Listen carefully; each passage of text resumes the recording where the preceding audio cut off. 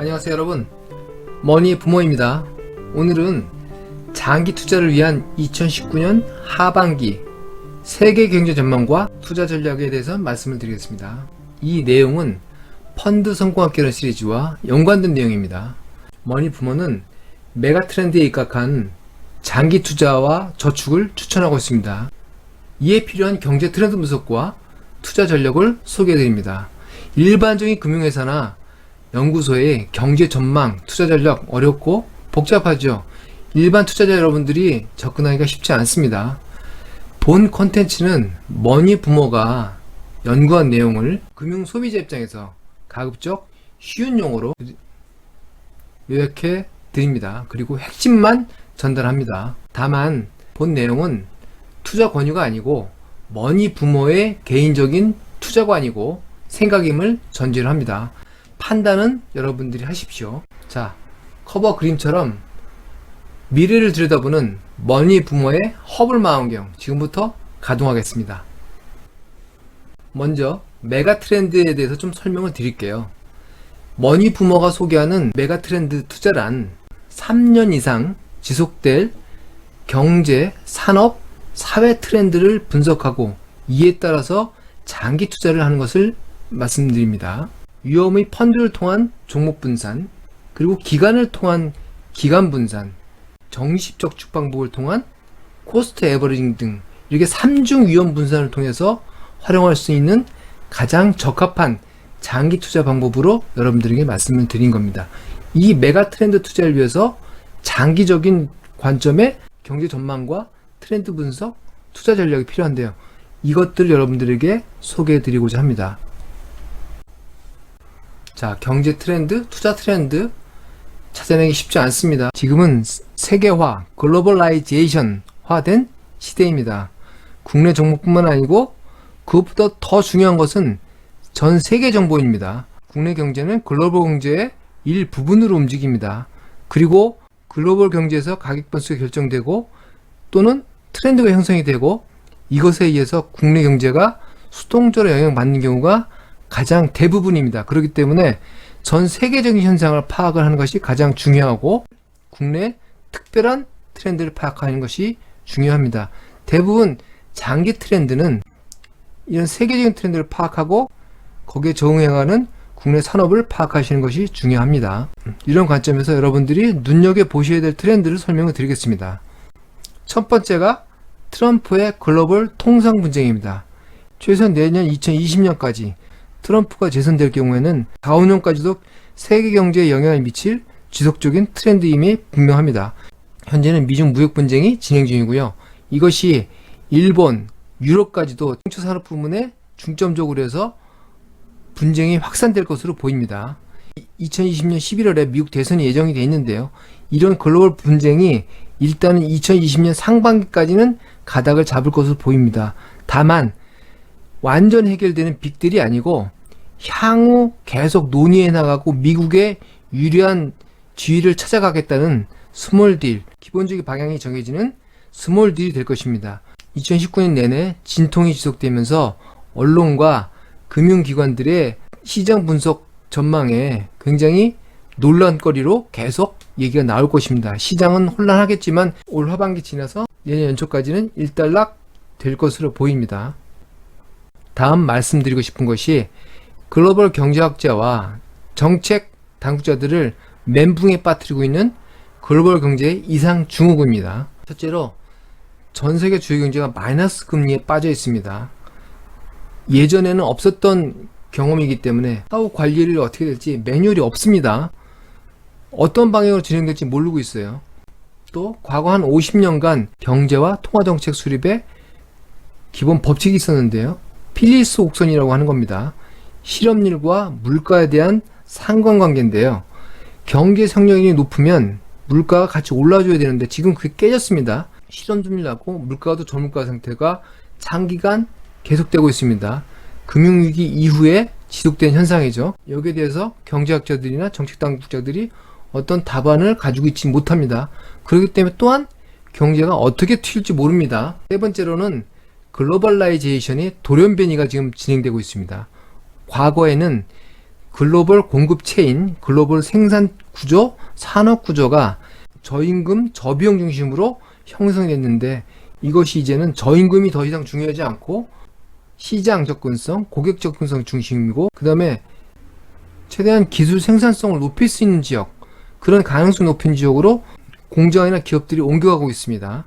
이런 식으로 글로벌 공급 체인이 산업 구조가 바뀌어가고 있습니다. 또 하나, 금융위기 이후에 무제한 통화 공급을 통해서 기업들이 부채 구조도 개선이 되고 생산성도 높아지고 수익도 많이 났는데 임금은 저임금 체계로 갔습니다. 사회적 중산층이 몰락을 하고 중산층 이하의 사람들의 생활은 굉장히 더 어려워졌습니다. 이러한 경제 양극화 현상이 포퓰리즘과 정치적 구구 성향 그리고 자국 이익 우선주의 이런 것들과 섞이면서 굉장히 복잡한 사회경제 트렌드를 만들어내고 있습니다. 이것도 아직 경험하지 못한 상황이기 때문에 어떻게 튈지 모릅니다. 또 산업적으로 온라인 유통, 그 다음 비트코인, 최근에는 아마존, 리브라로 대표되는데요. 이런 기술 진보형 산업들이 경제에 막대한 영향을 미치고 있는 것은 사실이라고 파악을 하고 있는데 어떤 방향으로 흘러갈지 다 분석을 못하고 있습니다. 전통적인 경제 환경이 붕괴되고 있습니다. 이러한 요인들로 해서 통화정책과 경제학의 무용론, 정책 실패 등이 또 하나의 시장의 불안감으로 증폭이 되면서 이 불안감 자체가 글로벌 경제 부담으로 될 것입니다. 전임 미답의 경제 현상으로 인해서 앞으로 글로벌 경제가 어떻게 모양이 형성되고 누가 주도권을 잡을지 내다보기가 쉽지 않은 상황입니다. 많은 경제학자나 연구기관들이 헛발질을 많이 할 것입니다. 앞으로 시장이 어디로 갈지도 모르지만 시장을 보는 눈이 한계가 있기 때문에 또 하나의 불확실성이 커졌습니다. 글로벌 경제가 전임 미답의 상황으로 들어가고 있고 이것을 파악하는 경제학의 한계가 와 있다는 것도 하나 여러분들이 유념해야 할 트렌드 중에 하나입니다.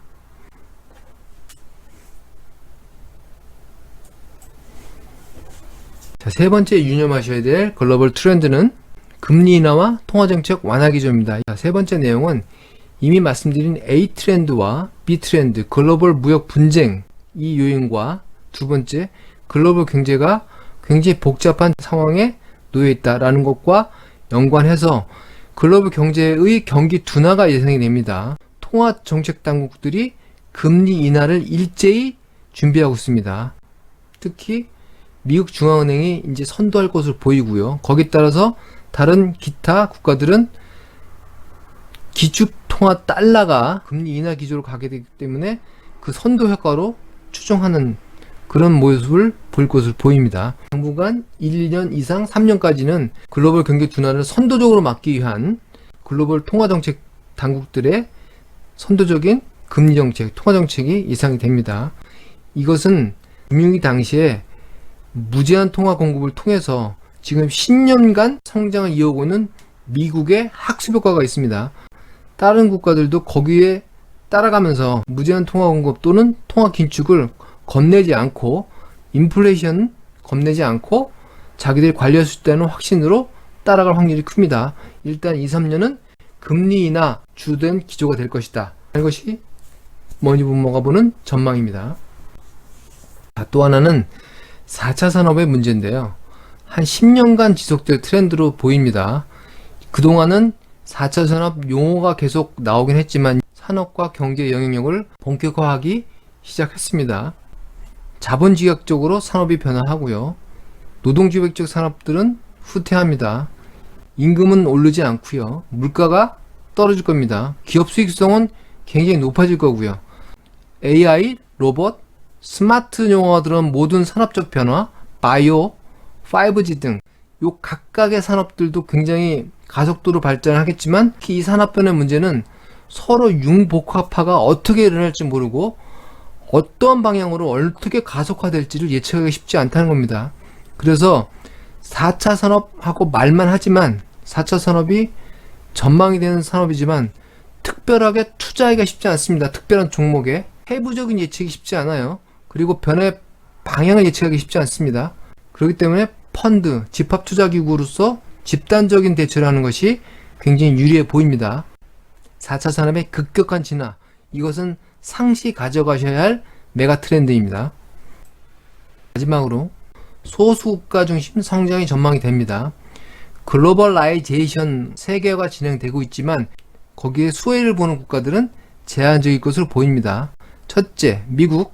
2020년까지는 밉던 곱던 트럼프의 미국 우선 정책에 수혜가 예상이 됩니다. 그리고 인도, 중국 6% 이상 상승을 전망할 수 있는 인구와 기술을 가진 국가, 대표적인 국가들입니다. 그 다음에 베트남, 말레이시아, 멕시코는 미주 지역과 동남아 지역의 새로운 생산 허브로서 굉장히 전망이 높습니다. 선진국 간의 기울어진 운동장 논쟁이 가속화되면서 새로운 금융 허브로서 약 2, 3년간은 굉장히 각광을 받을 것으로 보입니다. 마지막으로 한국. 전 세계적으로 가장 폭발적인 경제 이슈가 담겨 있습니다. 즉 한반도 비핵화, 남북 경협, 남북 관계 개선, 비교적 확률이 높으면서 나중에 파급 효과가 높은 이슈가 잠재되어 있는 지역이 우리 한국입니다.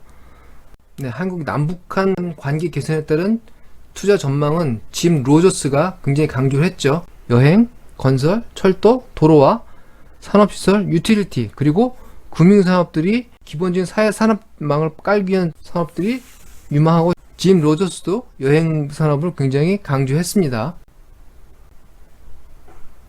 자, 5가지 메가 트렌드와 함께 세계 경제를 움직이는 4가지 강력 동향도 한번 보셔야겠죠. 첫째, 금리는 당분간 크게 오르지 않을 것으로 보입니다.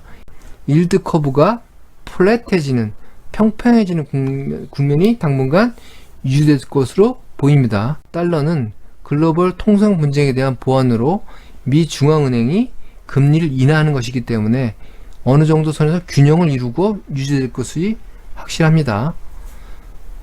유가도 글로벌 경제 둔화에 따른 수요 축소 때문에 오페크 플러스에서 감산을 유지할 공산이 큽니다. 실제로 지금도 감산을 하고 있고요. 대략 WTI 기준으로 50에서 60달러 선에서 유지될 것으로 보입니다. 주가는 뉴욕 시장 중심으로 소폭 상승할 여력이 있는 것이 맞는 것 같습니다. 가장 큰 것은 금리 인하 영향이고요. 여기에 글로벌 무역 분쟁이 언제 해결되느냐, 해결되는 국면이 빨라질수록 긍정적으로 미치는 힘이 점점 더 커질 것으로 보입니다. 그리고 2, 3년 향후 관심을 가져야 될 곳은 미국은 성장세가 지속되기 때문에 관심을 가져야 되고요. 여기에 인도, 중국, 베트남, 그리고 한국은 초장기로 관심을 가지시고 포트폴리오에 담아 주시는 게 맞다고 봅니다. 한국은 아주 싼 걸로 보입니다. 이상으로 장기 투자를 위해서 관찰하셔야 될 5가지 메가 트렌드와 가격 동향 전망, 그리고 지역 전망 말씀을 드렸습니다. 이런 것들을 펀드에 어떻게 이용하느냐, 이런 정보를 가지고 쉽게 활용할 수 있는 것은 ETF 펀드를 활용하시는 방법입니다. 한국 거래소에도 약 430개 가량의 펀드가 상장이 돼서 거래가 되고 있습니다. 그 안에는 다양한 종류의 펀드가 있고요. 말씀드린 트렌드를 반영해서 여러분들이 선정할 수 있는, 장기적으로 누적적으로 투자를 고려해 볼 수 있는 펀드들이 다 나와 있습니다. 그것들 선택은 여러분들이 이 트렌드를 참고하셔서 직접 하셔야 됩니다. 자, 지금까지 장기 투자를 위한 경제 전망과 투자 전략에 대해서 말씀을 드렸습니다. 즉 한마디로 메가 트렌드 투자 방향에 대해서 말씀드렸고요. 도움이 되실 분도 있고 단기 투자하시는 분들은 도움이 안 되실 테고요. 제가 말씀드린 것은 3년 정도 내외의 시간을 가지고 장기를 내다보고 투자하실 때 여러분들이 관찰해 보실 만한 트렌드를 말씀을 드린 겁니다. 한번 고민해 보시고요. 여러분들 장기 투자에 도움이 되었으면 하는 바람입니다. 저는 정기적으로 이 투자 트렌드에 대해서 여러분들 말씀을 드리겠습니다. 감사합니다.